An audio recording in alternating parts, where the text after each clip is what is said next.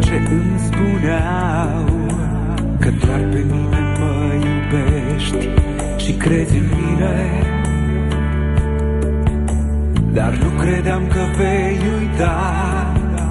Când ai plecat mi-ai spus ceva, că mă iubești și te întorci din nou la mine. O frunză iar îmi bate în geam și-mi spune că nu ai venit așa cum mi-ai promis atunci când ne-am despărțit. E toamnă iar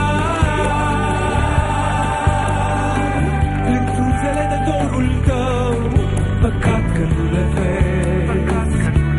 În fiecare noapte la tine mă gândesc. E toamnă iar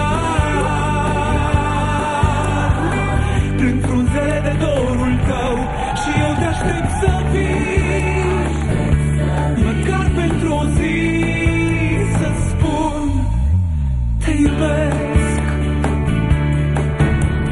Printre frunzele ce cad, chipul tău parcă-l zăresc. Aș vrea să pot să îl opresc, să stea cu mine. Regret și nu mă pot minți, tu nu știi cât te pot iubi și cât îmi e de greu acum fără tine.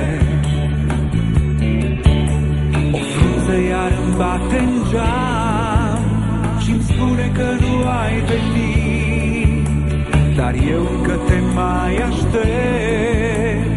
Poate te-ai rătăcit. E toamnă iar prin frunzele de dorul tău, păcat că nu le vezi. În fiecare noapte la tine mă gândesc. E toamnă iar prin frunzele de dorul tău și eu te aștept să vii, măcar pentru o zi să spun te iubesc.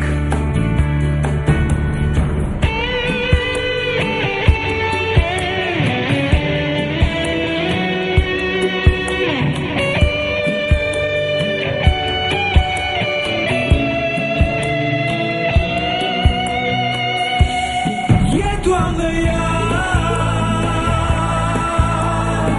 prin frunzele de dorul tău, păcat că nu le vezi.